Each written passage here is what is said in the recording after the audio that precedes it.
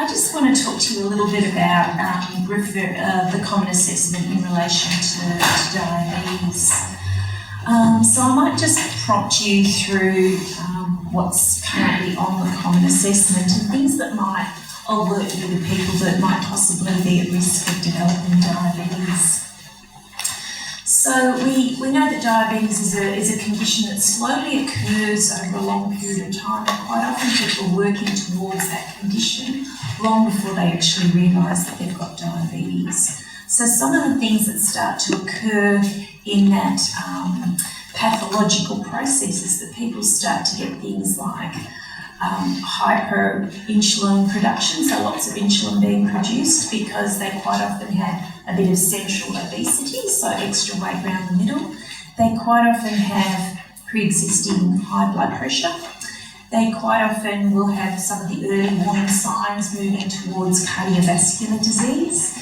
They may in fact have some depression, which contributes, I don't know what comes first, the chicken or the egg. Nobody seems to know diabetes is closely associated with depression.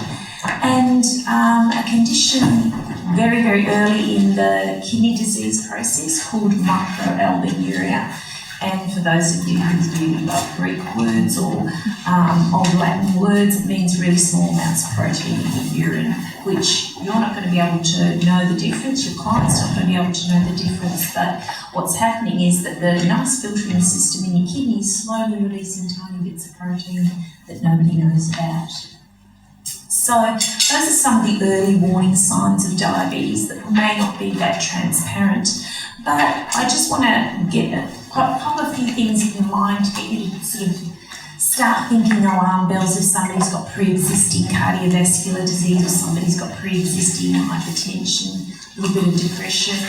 Some of those things, it's kind of a bit like joining the dots really to try to figure out whether this person's at risk of diabetes or not. Something that I ongoingly ask clients is whether they've got a family history of diabetes.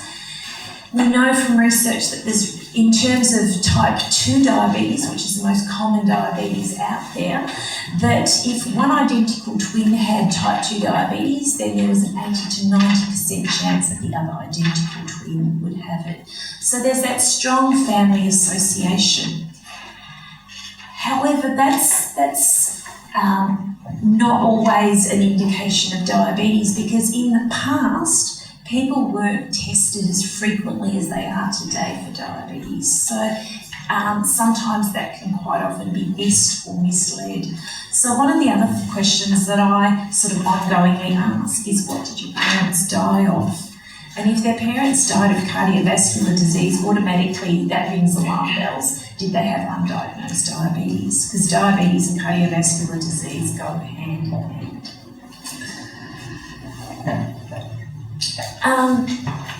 The thing that sort of I want to ring sort of little alarm bells in your head are people that, and talking about the signs and symptoms of diabetes has actually gone a little bit on the wayside, because some people don't have any of those symptoms at all.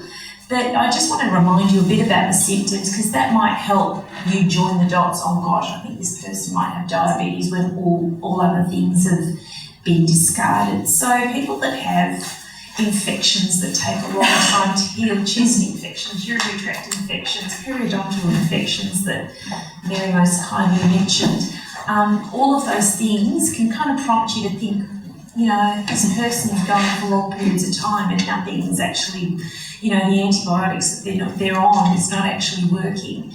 And if people have elevated blood glucose levels, as Mary very aptly put earlier, their white blood cells don't fight infection as efficiently in an environment where there's high glucose levels. So things like boils are really, really common. I see people that come in that have boils that they need cut out or something like that, that quite often will prompt you, look, this person might actually have diabetes, and has that been investigated? Steroids, and I'm talking about injectable steroids, tablets, topical stuff doesn't tend to have a major impact on blood glucose levels, but certainly steroids will, and can quite often, if somebody's got the genetic vulnerability to develop diabetes, steroids will shoot their blood sugar levels up. And if people are sort of getting some of the symptoms of diabetes, or they're not feeling very well and they're on a steroid, get them to go back to their doctor and actually be checked, have their blood glucose levels checked. Hopefully the GP will do that routinely. However, that may not be the case sometimes. So maybe just a little bit of prompting from the client to the GP can actually help them be identified. The old 3 Ts, the old-fashioned 3 Ts, thirst, going to the toilet heaps and feeling tired, are also some of the symptoms of diabetes which people might have, and quite often they're overlooked because people put it down to, oh my God, it's Christmas and I'm running around like a crazy person, drinking heaps, so therefore I'm going to the toilet heaps. But if people complain of going to the toilet more than once or twice overnight, I would start thinking, oh goodness, when did you last have your check for diabetes? Blurred vision also happens when you've got diabetes, and I've seen patients that have gone to the optometrist a number of times and bought numerous glasses and they don't seem to work. Basically because they weren't investigated for diabetes first off. And what happens is if your blood sugar levels are high, it upsets the concentration within your blood and fluid fills into the lens of your eyes. That's a very transient thing. So when the blood sugar levels are stabilised and go back to normal, vision quite often goes back to normal. So the $200 or the $400 pair of glasses goes out the window, which is very sad indeed, especially this time of year. All the common signs and symptoms, all the common risk factors for diabetes, people know fairly well, but I've handed out a little brochure just to prompt you when you go away from here, because you've had an awful lot of information this afternoon, which I'm really aware of. That Indigenous Australians, people from Southeast Asia, Middle Eastern countries, some of the new African people that are coming here that are refugees quite often have a high incidence of diabetes. Maori populations, Polynesians have a high incidence of diabetes. People from Mauritius have a really high incidence of diabetes. Southern European countries, your Italian, your Greeks, your Maltese, quite often those populations have a very, very high incidence of type 2 diabetes.